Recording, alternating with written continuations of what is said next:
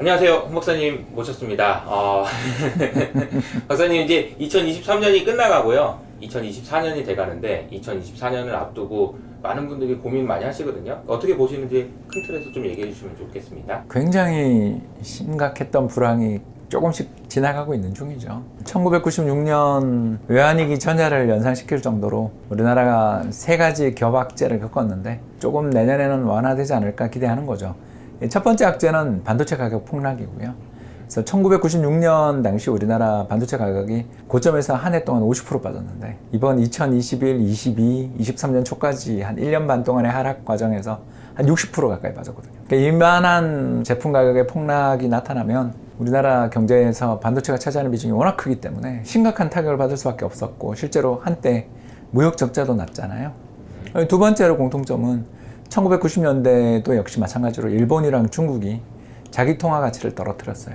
거의 반토막 낼 정도의 화폐 가치 하락이 나타났는데 우리나라는 그때 OECD 가입해가지고 달러에 대한 원화 환율을 그냥 800원에 그냥 고정시켜 놓은 바람에 경쟁력에 급격한 약화를 만나고 말았어요. 근데 이번에도 또 보면 일본 달러에 대한 엔화 환율이 150엔, 그리고 달러에 대한 중국 위엔화 환율도 7.3, 이 정도 레벨까지 올라갈 정도로 주변 국가들이 전부 다 죄다 자국 통화의 가치를 떨어뜨리는 이른바 이제 근린 궁핍화, 주변에 있는 이웃들을 굶기는 전략들을 쓰고 있어서 우리 경제 입장에서 정말 너무너무 힘들고요.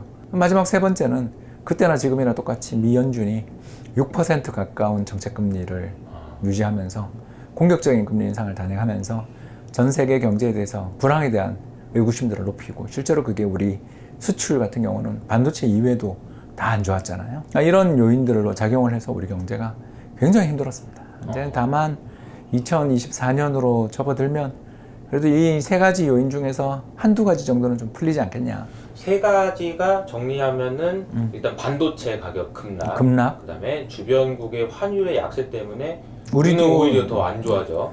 그다음에 이제 미국의 금리가 높아. 이 세 가지입니다. 네, 이 세 가지를 96년, 97년에는 우리가 잘 대응을 못했죠. 그래서 통화 가치도 떨어뜨리지도 못했고, 더 나가서 딴 나라가 그렇게 금리를 막 인상하면 해외에서 차입해오는 조건들이 나빠질 걸 대비해서 어떻게 우리도 좀 긴축을 한다든가 투자를 자제하다든가 뭐 등등 여러 가지 조치를 취했으면 안 망했을 텐데 게다가 운도 없어서 그때 우리 대통령 선거 여기에다가 7월달 태국 외환위기 터지면서 이제 그 뒤로는 그냥 손 쓸 수도 없이 망해버렸잖아요. 그러니까 이제 박사님이 말씀해 주셨던 그 이야기가 그때 당시와 비슷하다는 이야기를 하시고 그 다음에 그때 당시의 결론은 IMF 외환위기였단 말이에요. 그렇죠. 그래서 비슷하다는 얘기까지만 들으면 걱정이 많이 되는데. 아니, 걱정은 많이 돼요. 실제로 지금 우리 경제가 옛날에 비해서 펀더멘털이 너무너무 좋아졌는데도 불구하고 환율이 바닥에서 400원씩 오르고 그리고 주식 가격이 고점에서 30-40% 폭락한 건 사실 이런 강력한 외부 충격이 왔기 때문인 거잖아요. 네. 이제 여기서 더 나빠질 거냐. 그때는 운도 없었고 우리 정부도 사태를 제대로 파악 못했다라면 지금은 그래도 운은 모르겠는데 특히 또 중동에서 전쟁 나오고 그러면 운까지 나빠지는 거니까 그건 모르지만 그때에 비해서 우리나라 정부가 그래도 사태 위험성은 좀 알고 있는 것 같아요. 그래서 사태 위험성을 알고 있다라는 징후가 두 가지가 되겠는데 첫 번째는 미국 따라 우리도 금리를 인상했고요. 그래서 96, 97년에는 아시는 것처럼 우리나라가 오히려 회사채 금리가 당시의 기준금리라고 할 수 있는데 회사채 금리를 오히려 떨어뜨리는 그런 일련의 완화 정책을 펼치고 있었어요. 그런 것들에 비하면 우리는 그래도 금리도 올렸고 두 번째는 OECD 가입한다고 그때는 달러에 대한 원화 환율 800원에 고정했다면 이번엔 우리 또 1,400원까지 환율을 올려놨고 지금도 1,300원 전후니까 상당히 옛날에 비해서 많이 오른 편이죠. 그래서 경쟁국보다는 환율 덜 올랐는데 중국이나 일본 오른 거에 비하면 사실 우리도 오른 게 없죠. 그렇긴 하지만 그래도 그때보다는 잘 대응해서 나라가 망할 것 같지는 않다 정도까지는 온 거죠. 그래서 이런 모든 고통, 모든 공포가 집약된 게 저는 주식이었다. 그래서 주식시장이 2022년 말에 2100포인트 그리고 얼마 전에 2200포인트까지 갔잖아요. 그러니까 이런 정도로 주식시장이 거의 뭐 고점에서 30% 이상의 대폭락을 경험하고 주가가 반등 못했던 건 이런 외부 여건의 악화들이 가격에 반영됐다라고 저는 많은 부분 보는 거죠. 그래서 여기서 이제 운도 좀 따라주거나 아니면 정부가 이상한 짓만 안 하면 그러면 이제 반등을 좀 기대해 볼 수 있는 그런 여건이긴 하죠. 근데 이제 이 전망에는 두 가지가 좀 있었던 거죠. 첫 번째가 앞에 있었던 세 가지 악재들이 좀 진정된다라는 희망 섞인 전망이고 네. 두 번째는 우리 정부가 계속 좀 잘 대응해야 된다라는 그런 전망들이 섞여 있습니다만 지금까지 상황만 보면 일단 그래도 운이 2024년에는 우리한테 조금 돌아오지 않을까 기대하는 거죠. 앞서 말씀하신 세 가지 중에 이제 반도체 가격은 조금씩 올라오는 기미가 좀 보이는 것 같고요. 그리고 이제 환율은 이제 좀 이제 상대적인 거니까 잘 모르겠는데 CPI가 발표됐는데 이때 이후로 이제 금리가 급락하는 모습을 보이면서 세 번째 요인으로 지목해 주셨던 미국의 금리 이 부분에 대해서 조금 어떻게 봐야 될까요? 저도 긍정적으로 거기서 운이 조금 저는 솔직히 반도체 가격이 그렇게 급격히 상승할 것 같지는 않고요. 네. 예, 왜냐하면 요새 공급 조절이 잘 되는 것 같지는 않아요. 그러니까 공급 과잉이 빠르게 해소되면 좋은데 천천히 해소될 것 같다. 예, 그러면 그냥 가격 자체가 급반등까지는 어려운 거 아닌가 좀 저는 그렇게 걱정하는 쪽에 서 있고요. 네.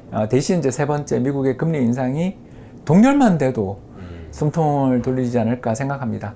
특히 최근 들어서서 저는 인플레이션의 위협이 좀 과장돼 있다고 보는 쪽에 서 있는데 네. 그 가장 큰 이유는 미국의 단위 노동 비용이 떨어지고 있어요. 이게 뭐냐 하면 임금 빼기 생산성. 네. 그러니까 한마디로 말해서 근로자들의 임금을 10% 올려줬다 하더라도 생산의 효율이 10% 올라가면 그 임금은 안 오른 거랑 똑같잖아요. 그렇지 않습니까? 네. 그런데 최근에 미국의 노동시장이 되게 뜨거우면서 미국의 단위 노동 비용이 엄청 올랐어요, 사실은. 엄청나게 인상되고 임금도 되게 가파르게 인상되는 중이었는데 그게 최근에 조금 진정되더라고요. 그러면서 지난 3분기 통계를 보니까 전년 동기 대비해서 거의 이제 제로 수준까지 곧 마이너스로 갈 것 같더라고요. 그러니까 이런 일들이 벌어지는 이유는 결국 미국의 임금 상승률이 최근에 많이 둔화된 거, 거기다 생산성 향상이 조금이라도 나타나는 거, 이런 것들이 단위 노동 비용을 끌어내리고요. 그러니까 체감 인건비를 끌어내리면 기업 입장에서 굳이 제품 가격 인상 안 해도 되잖아요. 예, 그렇기 때문에 인플레이션 압력들은 저는 조금 완화될 거다. 올해보다는 내년이, 작년보다는 올해가 인플레가 완화된 것처럼 올해보다는 내년에 또 인플레가 좀 완화되면 중앙은행 입장에서 금리 인하까지는 솔직히 아직 모르겠습니다만 인상만 멈춰도 일단 숨은 좀 돌릴 수 있게 되면 요거 세 가지 요인 중에 요것만 좀 돌아서더라도 우리가 노력만 열심히 하면 그래도 올해보다 내년이 나은. 그러니까 작년보다 올해 주식시장의 저점이 조금이라도 올라간 것처럼 내년에 또 우리 주식시장의 저점이 예를 들어서 2,400이 이제 저점이다. 2,500이 저점이다라고 할 수도 있는 거 아니냐. 네. 그러면 화끈한 맛은 없지만 좀 길고 긴 터널을 96년을 연상시키는 외부 악재들의 연속이 지난 2년간 빚어졌다면 좀 올해 하반기부터는 조금씩 회복의 기미가 보이는 거 아닌가 생각하는 거죠. 말씀하신 대로 정부가 잘 대응해 준다면이라는 가정이 또 하나 있는데 이제 정부의 대응과 관련해서 요즘에 이제 핫한 이슈긴 한데 공매도 제도라든지 아무튼 이런 부분들이 정부가 잘 대응하고 있는 거라고 봐야 되는 걸까요? 아닐까요? 이런 좀 고민이 되긴 합니다. 네, 뭐 파퓰리즘이죠, 뭐. 네. 우리나라가 이제 5년 단임제 정부다 보니까 역대 정부는 취임하자마자 다음 선거를 걱정해야 되는. 예, 그리고 그 다음 선거, 특히 국회의원 선거를 못 이기면 대통령의 레임덕이 빨리 오는 그런 구조를 가지고 있잖아요. 왜냐하면 네. 대통령이 연임을 못 하니까. 그러니까 그런 구조에서 파퓰리즘으로 흐르는 건 내내 다 그래 왔고요. 다만 저는 이번 공매도 금지는 지난 9월 초에 이복현 금감원장이 런던 방문해가지고 네. 우리나라 금융시장 개방하고 MSCI 선진국 지수 들어갈 수 있도록 제도를 개선하겠다라고 그렇게 300명이 넘는 런던의 현지 펀드 매니저 앞에서 그렇게 약속했었는데 그게 2달 만에 이렇게 지켜지지 못했다라는 거는 신뢰에 있어서는 좀 문제가 생길 수 있다. 그런데 이제 어차피 우리나라 경제라는 게 우리나라에 대한 신뢰가 외국인이 그렇게 높아서 우리를 투자해 준다고 저는 생각 안 하거든요. 어차피 97년 외환위기 났던 나라고 또 그 뒤 2008년에도 거의 외환위기 직전까지 환율 엄청 많이 올랐잖아요. 그리고 정부가 미국이랑 통화 사업해서 어떻게 보면 외환시장의 급등세들을 좀 진정시킨 면도 있었고 2020년에도 역시 모 증권사에 ELS 관련됐던 해지 물량들 나오고 그러면서 하루에 환율 50원씩 오르고 맞아요. 그러니까 그런 급박한 위기 속에서 그때도 역시 미국이랑 통화 사업해서 견뎌냈잖아요.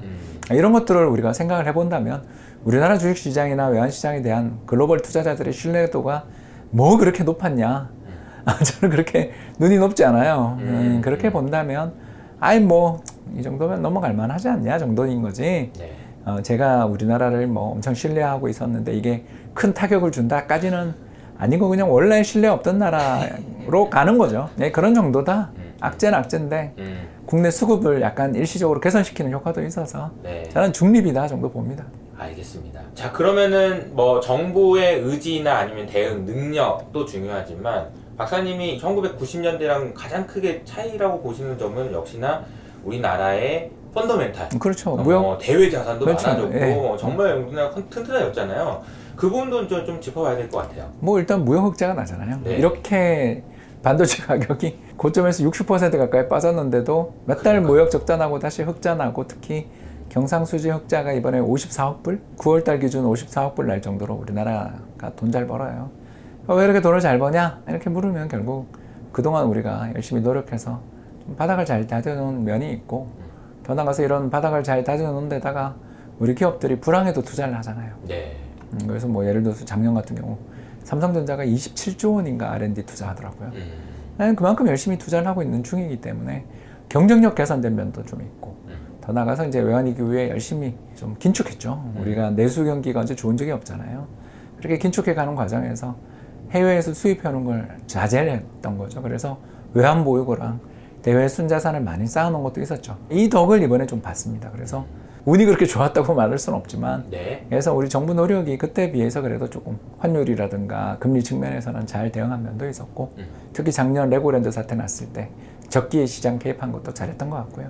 뭐 이런 면에서 조금의 운만 따라준다면 작년보다는 올해가 좋았고 또 올해보다는 내년이 조금 더 나아지는 그런 해가 되지 않을까 생각됩니다. 네. 다만 이제 걱정은 원체 이 세 가지 악재라는 것을 우리만 두들겨 맞은 게 아니고요. 주변국이 다 맞거든요. 네. 사실 중국이 환율을 막 인상해버리고 일본이 인상하고 한국도 인상하면 우리랑 경쟁하는 나라들이나 우리보다 여건이 더 안 좋은 나라들의 문제가 생길 가능성이 꽤 높지 않아요? 남유럽 국가들에 대해서 좀 걱정이 많이 되는 편이고요. 거기도 파퓰리즘 국가잖아요. 네. 예, 그래서 지금은 좀 어떻게 보면 억제하고 인내하면서 나라를 건전하게 유지해야 되는 상황인데 확장적 재정 정책을 펼치거나 이러면 또 2022년 영국 트러스 정부 그 파탄 같은 일이 벌어질 나라들이 또 전 잠재 후보군이 몇 개 보이더라고요. 네. 그러니까 이런 부분들은 내년에 또 잠재적인 위험 요인이라 역시 이제 회복은 회복되나 네. 출렁출렁거리는 아하. 비포장 도로 같은 한 해가 또 되지 않을까 생각합니다. 요즘에 이제 보면은 박사님 역시 유튜브를 많이 하시니까 썸네일에 보니까 97년하고 비슷해요 이렇게 이제 얘기가 나오면 사람들이 헉 하면서 이제 들어와서 보는데 내용을 하나하나 까보면은 오히려 부정적인 부분들이 있긴 하지만 그래도 뭐 조금 더 예, 긍정적인 우리는 쪽으로. 그러니까 남이 망할까 걱정이다. 그렇지 우리는 아닐 거다 이런 이제. 우리는 이미 최악의 상황을 작년 10월에 지난 거 아니야. 그때 주가도 폭락, 네. 부동산도 폭락, 부동산 PF 문제들도 다 그때부터 시작된 거니까 최악의 상황은 작년 연말 올해 초였는데 아직도 해결이 안 된 거죠. 해결이 안 됐죠. 네, 그래서 내년에 다들 부동산 PF 특히 이제 미분양 나기만 하면 부동산 PF는 터지는 거니까 그러니까 미분양이 지금은 좀 주는데 네. 내년에도 줄어들 것인가 이런 것들에 대해서 걱정은 많은데 그 이야기 하신 분들은 되게 많으니까 저는 우리나라 경제 입장에서 외부 여건 반도체 가격 폭락에 주변 국가의 경쟁적 평가절하 마지막으로 미 연준의 공격적인 금리 인상이 불러올 또 불황에 대한 걱정들 이런 것들은 그래도 지금 좀 최악의 상황들을 차례대로 지금 경과하는 거 아닌가. 물론 회복은 아직 아닌데 네. 경과했다는 것만으로도 일단 안도랠리, 랠리플 같은 거는 한번 나올 여지는 있지 않냐. 이제 그게 이어지느냐에 대해서는 자신 없는데 네. 뭐 그렇게 계속 나빠진다고 말하기에는 펀더멘탈도 좋고 운도 좀 돌아올 때가 되지 않았나 생각하는 거죠. 알겠습니다. 박사님한테 마지막으로 질문 하나 드리고 싶은데 박사님 늘 이제 얘기하시는 달러. 이 달러 어떻게 보세요? 이게 달러를 어떻게 보느냐 또 중요할 것 같아서. 네, 뭐 작년 올해 내내 달러 강세였는데 네. 그래도 내년에는 올해보다는 조금 달러가 약세 아니겠냐. 올해보다는. 올해보다는 그 올해 환율이 너무 높으니까 평균 환율이 이대로 가면 1,330원 네. 이 정도 될 텐데 이 정도 환율은 우리나라 입장에서 만일 아까 이야기했던 반도체 가격의 추가적 폭락만 없다면 내년에 거의 우리나라 경상흑자가 한 700억 불 정도 나올 것 같은데 이 정도는 또 너무 과하잖아요. 네. 예, 그러면 이 정도의 어떤 대규모 흑자까지 발생할 정도의 환율 레벨인데 이게 계속되는 건 또 주변국들하고 사이도 안 좋아질 거고 또 미국이나 이런 나라들이 자기네 나라 조금만 여건 안 좋아지면 중국이나 일본의 통화 가치가 저렇게 떨어진 거에 대해서 브레이크를 걸 수도 있는 여건이잖아요. 이런 면에서 보면 여러 가지 요인들이 아직 많이 남아있기는 합니다만 그래도 저는 내년 이맘때 환율은 그래도 1200원대 있지 않겠나, 그것도 1200원대 초중반에 있지 않겠나 생각합니다. 알겠습니다. 혹시 하시고 싶은 거? 아니요. 경청해 주셔서 대단히 감사드리고요. 네. 우리 이호석 아카데미 무궁한 발전이 있기를 바라고요. 네. 제가 또 경영하고 있는 프리즘 투자자문에 대해서도 관심 좀 가져주시면 감사하겠습니다. 프리즘 투자자문 좀 얘기해 주세요. 프리즘 투자자문에 대해서 잠깐 홍보 기회를 주셔서 감사하고요. 저희들 뭐 캐치프레이즈는 국민연금 따라 투자. 네, 국민연금이 올해 1, 8월 동안에 한 10% 벌었다 그러잖아요. 물론 이제 9, 10월에 깨먹었겠지만 그렇다 해도 마이너스는 안 날 것 같잖아요. 이만큼 주식시장 올해 되게 힘들었는데도 자산시장이 되게 힘들었는데도 국민연금은 결국 올해 상당한 성과를 낼 것 같아요.